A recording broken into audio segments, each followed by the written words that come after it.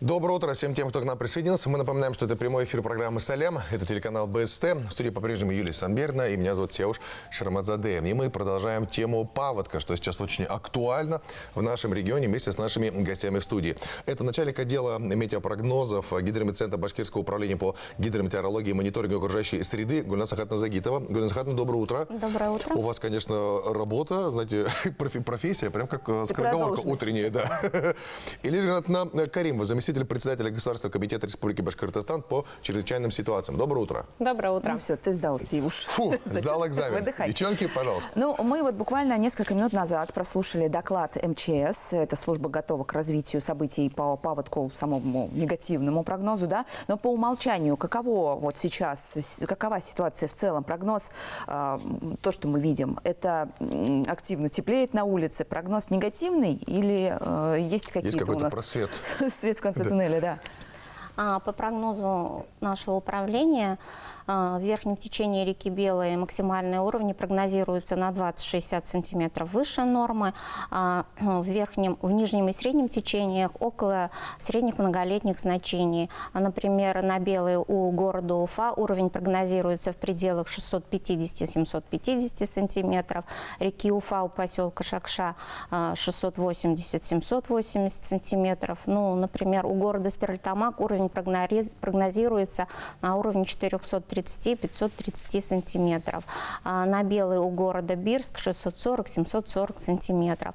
И в ближайшую неделю у нас ожидается уже полное вскрытие степных рек. Обычно после вскрытия степных рек на этих реках максимальные уровни проходят в течение 2-3 дней. Вот в ближайшую неделю на этих реках ожидается прохождение максимальных уровней.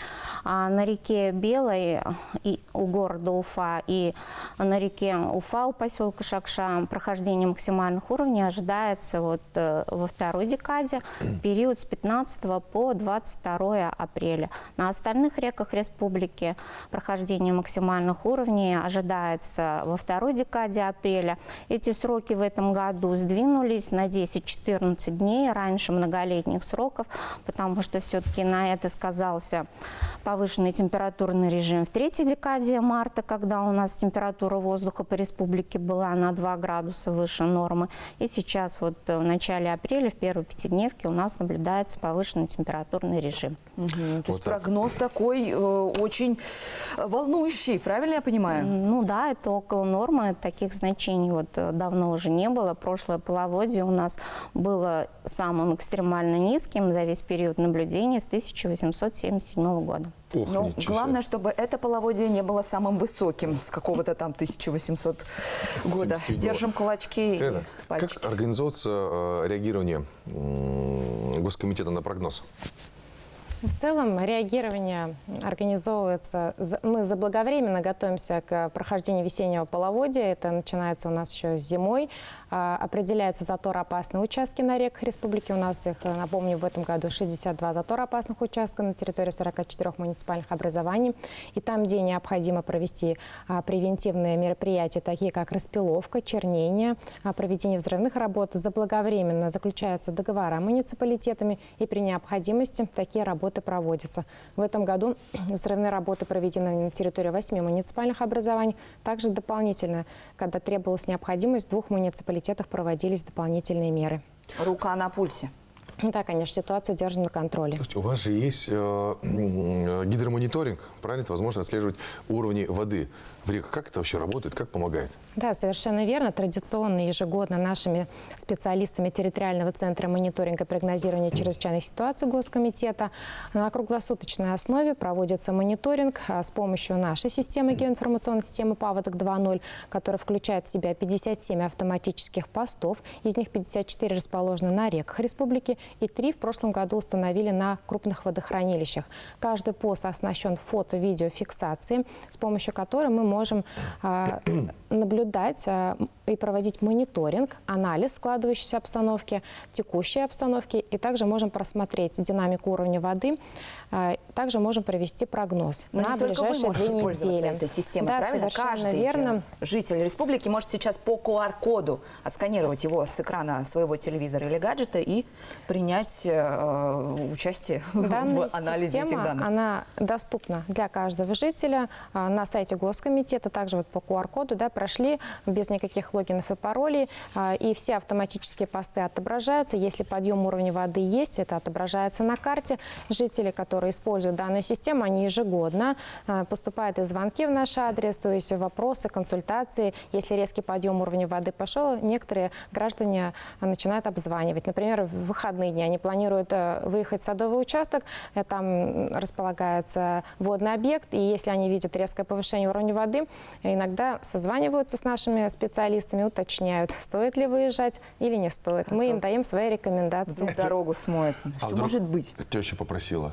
А он, извините, ГКЧС нельзя. Еще один важный момент – это пункты временного размещения. Они тоже отображены на карте, как я понимаю, или нет? Что еще можно Да, на карте совершенно узнать? верно. Также в этой системе геоинформационной системы «Паводок 2.0» есть вкладка «Пункты временного Вот размещения». это мы сейчас видим на экране, правильно? Да, это гидропосты, есть вкладка, можно в поиске вбить ПВР, или слой, да, там пункты временного размещения, и их у нас всего 276 на период паводка. Вот сейчас можно открыть, и на карте они отображаются красными значками, можно нажать, и там отображается вся необходимая информация, где располагается пункт временного размещения, кто является руководителем, вместимость, то есть краткая характеристика по объекту. Так у нас вот вчера в Давлекановском районе ввиду подтопления в населенном пункте жилого дома эвакуировали 5 человек в пункты временного размещения. То есть при необходимости они готовы, все 276 пунктов временного размещения, для разворачивания.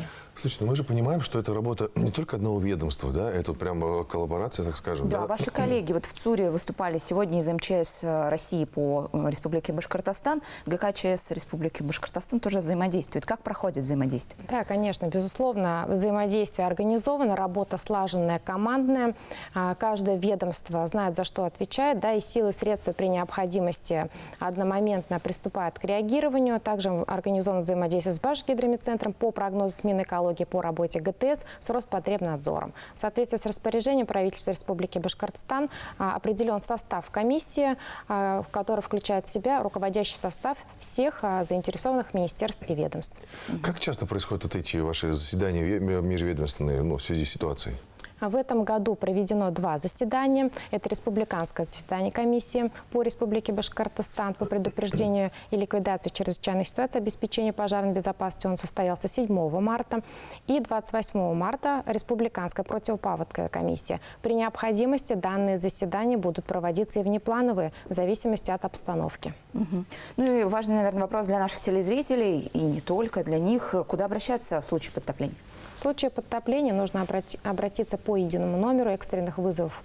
Это 112. Спасибо большое. Ну вот, на самом деле, благодаря брифингу, который позавчера прошел в эфире БСТ, мы узнали, что, оказывается, у рек Башкортостана и не только есть вообще разные фазы. Маловодные, полноводные. И что, оказывается, выбирая участок под строительство или покупая дом, можно вот конкретную территорию, так скажем, проверить с помощью гидромедцентра. Действительно ли есть такая услуга? И правда ли, что если вот 5 лет не топило, то на 6-й может и затопить? В зависимости от фазы. 1990-е, 2000-е годы у нас в республике были полноводные, а сейчас вот с 2008 года наблюдаются маловодные годы. На территории нашей республики гидрологические наблюдения производят 73 гидрологических поста и автоматические гидрологические комплексы, которые в нашем ведении находятся, в ведении Башкирского управления. Также можно заказать, скажем так, зоны подтопления, которые должны учитывать население при строительстве домов. Министерством природопользования и экологии определены зоны подтопления. Также эти зоны подтопления имеются и в распоряжении МЧС и муниципалитетов. Для этого нужно заказать, конечно, чтобы избежать неблагоприятные последствия, и геологические, и геодезические, и гидрологические изыскания. Например, строители и проектировщики оперируют с таким понятием понятием, как 10% высшие уровни воды. 1% уровень – это значит, каким бывает самым высоким половодье раз в 100 лет. Это у нас расчетные характеристики, поэтому это можно заказать в нашем управлении. Гидрологи вам это все рассчитают. Ух ты, это очень чтобы интересно. избежать впредь неблагоприятных последствий. Кто, например, собирается строить в поймах наших рек. И самое надежное место, наверное, это когда над водным объектом располагается крутой берег. Точно. Вот так вот. Друзья, мы держим руку на пульсе. И самая актуальная информация по поводу паводков, да, вы можете узнать здесь у нас на телеканале БСТ. Каждый практически день мы рассказываем, да, о самом актуальном, что сейчас происходит. Вот, Если по этой подтопило, ситуации. напоминаем, нужно обращаться по единому номеру вызова экстренных служб, номер 112. Но мы, конечно, со своей стороны будем оперативную информацию ежедневно во включениях Центра управления Республикой Башкортостан для вас доводить. Поэтому смотрите телеканал БСТ, и вы будете в курсе. Благодарим наших гостей. Это была Гульнас Аханова-Загитова, начальник отдела метеопрогнозов Гидрометцентра Башкирского управления по гидрометеорологии и мониторингу окружающей среды, и Елена Каримова, заместитель председателя Государственного комитета Республики Башкортостан по чрезвычайным ситуациям. Спасибо вам большое.